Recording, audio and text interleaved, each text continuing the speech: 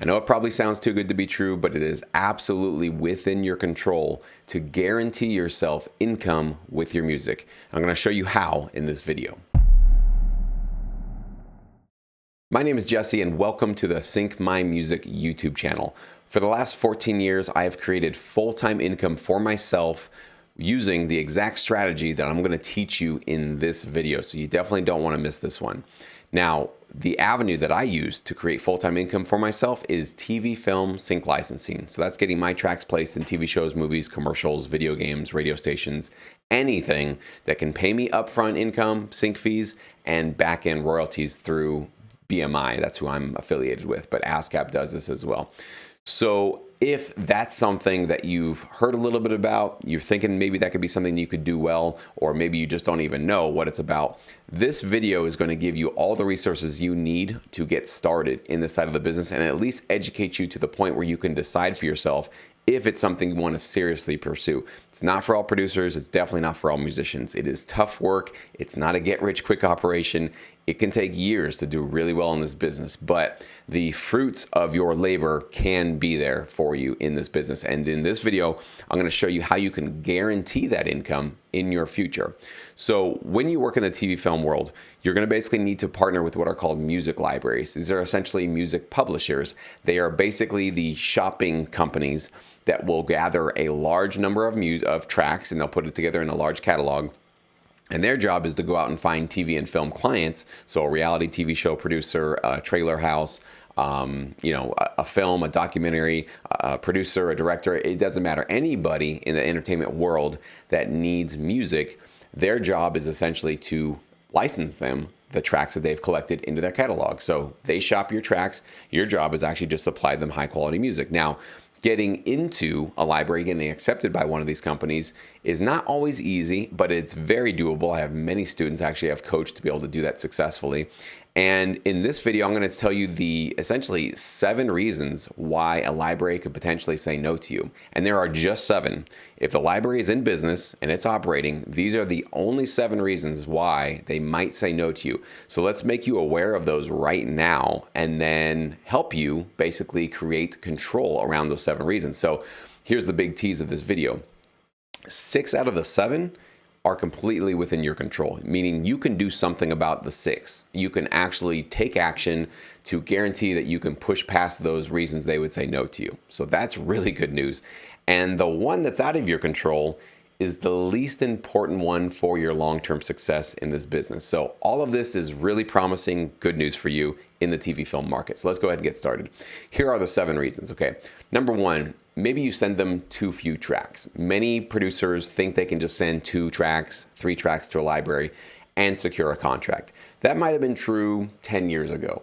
These days, you need to come to the table with a full 10 or at least 12 track album, full album, themed, having the same genre, having the same focus, of course, variety in your tracks, but making sure that when you send them your initial pitch, what you're sending them is a finished product, okay? Not a demo, not a, hey, I got a couple of tracks, what do you think? Maybe we can work to get this to, flush out to a full album. Don't give them homework. Give them a full finished product and they will love you. And their chances of saying yes to you go up dramatically. So you can definitely do something about that. Number 2, maybe they say or they think that your music is just not the right fit for their company. Now you can get around this no by doing your research properly, okay? So almost every library is going to have a searchable catalog or at least a website where it's going to show off their placements and their work and what they're about and what their focus is. Every library, for the most part, has a niche focus that they work on. So some libraries are really about reality shows. Some libraries really focus on commercials and creating custom music for those. Some are more for trailers, some are more for film, some for video games. So you need to basically know who the library is. You need to do your research so that when you come to them, you're not sending them, let's say, hip hop music and all they do is trailer orchestral score. It won't fit with their clients and they might like your music and think it's really cool, but they will not accept it. So if you just do your research, we can cross that second no off the list and you give them another reason to say yes. Next, no, possibly, could be that your music is just not high quality enough. Now, this is a tricky one because quality sometimes and oftentimes is a subjective judgment. So there are, though, however, golden rules to creating licensable music, and they're not hard to understand. It's not rocket science. In fact, it's fairly easy to understand how to make sure that your tracks are on par with the competition, and more importantly, they are steered towards getting placements, because there's definitely ways where you can compose your tracks, name them, supply all of the assets going along with your track to ensure you increase your odds of getting placements. So if a library sees that from day one, you kind of get this business, you understand what you're doing, and you're not just throwing out random tracks that we're seeing on your hard drive, that gives them another reason to potentially say yes to you. So I'm going to show you actually at the end of this video how to do this research and how to make sure that your tracks are high quality. Okay, so stay tuned on that. Next no would be that you come across with a spammy pitch. Okay, so a lot of producers make this mistake. They copy and paste 18 different email addresses for 18 different libraries. They send them all the same tracks and just hope something sticks. Guys, they don't fall for that, okay? Most of the time, your email will land in a spam folder just because it's being written as if it is a spam email. It's not being written to a single individual, and there is no attention to detail there at all. It's basically just a throw it up, see what happens. So if a library gets the vibe that you're not that serious about them, and they just feel like whoever you are, you're not really trying to respect them and not really trying to build a personal relationship, because it feels like they're just one out of many that are receiving this email, they will probably say no. So let's not do that. Let's make sure that we create custom specific pitches for the libraries that we want to work with. And again, I'll show you some resources for how to do that in a little bit. The next no is your website might look really cheap, okay, or just very unprofessional. And there is an easy way to get around that. Create your own custom website. It doesn't take more than an hour. I actually have a tutorial in the description box of this video. So after this video, you can go watch that. And literally by today, you can have your own custom domain, amazingly high quality designed website. And in fact, what I use is a company that actually has an AI program that will design your website for you. You just put in your information and it'll make it sure that it looks slick, modern and sleek and easy to navigate. So make sure, I always make the analogy that when you have a professional website, it's like you're showing up to the job interview with a suit and a tie on. If you're just sending SoundCloud links, if you're just sending YouTube links, if you're just sending, or your website that's, that was designed 15 years ago and it looks like it was designed 15 years ago, you can definitely get a sour taste in the mouth of the library that you're pitching to. So you can certainly get around that no by taking literally an hour of your time and creating a high quality website that can be easily accessed by the libraries you're sending to, okay? Next no is unprofessional behavior, okay? So a lot of producers, and not a lot, but there's definitely some out there that come to this industry thinking that people owe them stuff and they want to make sure that they get this and they want these terms and they want this and they want that. You need to realize that this is a service industry, okay? You are not here to be served. People are not here to fall all over your feet and to, make sure that you get everything you need.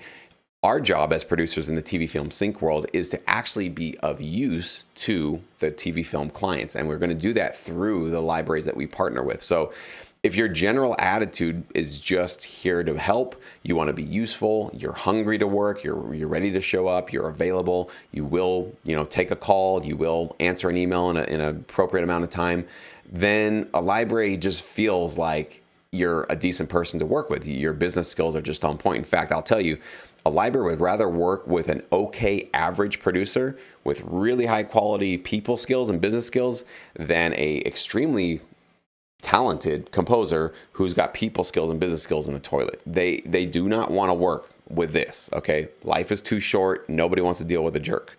So as long as you're a decently nice person and you're actually going to be professional and also say, yes, sir, I'm here to help. I'm here to work. I'm here to make licensable music that can get placements, then you're going to be basically crossing that no off their checklist as well. Okay, now those are all 6 that you can control. So let's go to the 7th one, which is out of our control, which could be the wrong time. So sometimes you might submit to a library and they'll say, thank you for submitting. Unfortunately, at this time, we are not accepting new composers, or unfortunately, this time we're really busy with projects, so we're not able to review your music. So thanks, but no thanks. Maybe we'll get back to you at some point in the future.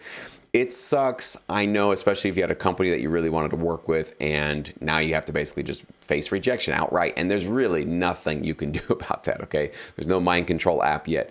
So what do you do about that? Well, that's why I said this is the least important no, because all you got to do is find another library. Okay. There are over 200 in this industry that are geared toward a TV film music licensing business. So these are all companies that can actually get you placement. So if one says no, does that mean it's the end of your chances of doing well in this business? Of course not. That'd be silly to assume that. You just need to make sure that when you start pitching your tracks and your album that you put together, have at least 2 or 3 companies. So that if number one gives you the wrong time excuse, the no, you've got another one and another one and another one you can go to.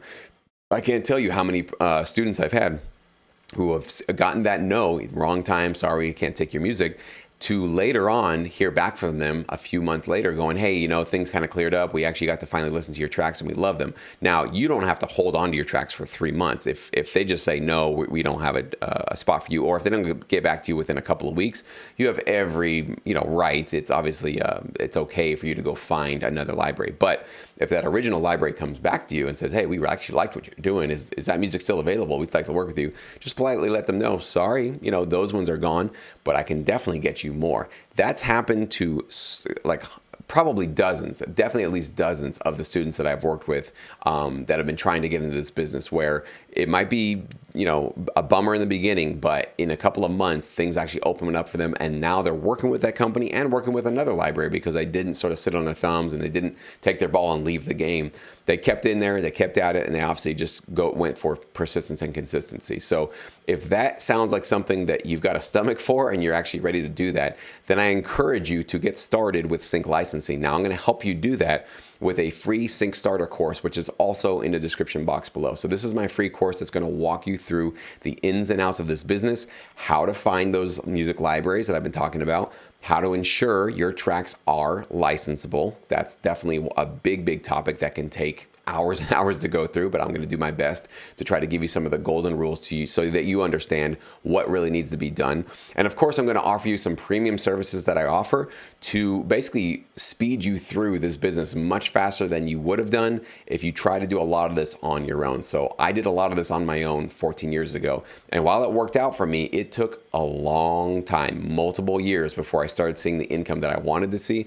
And a lot of that was because I really didn't have the golden rules. I didn't know how to do research on libraries. I really didn't have any wisdom, really, like no mentor giving me all this guidance. So I'm basically paying that forward to you. I want you to be aware of how this business really works on day one so that you're not caught in the dark one day or now and not knowing what you're doing and then hoping that something sticks in the long run, because this is your life, this is your music career, and you deserve to take it seriously. And so you deserve to get actual professional wisdom and advice from somebody who's come before you and has actually gone down that road and can tell you what to steer clear of and what to go for. So I really hope that you join me for that free course down below. And other than that, please subscribe to this YouTube channel. I put out videos every single week, Mondays and Wednesdays, and I try to educate and inform everybody who wants to learn about this side of the business. So if you're excited, if you're ready to go, hit subscribe, click that like, and leave a comment below. Introduce yourself. Let me know who you are. I'd love to meet you, or at least digitally here in the comment section. And other than that, we'll see you guys in the next video.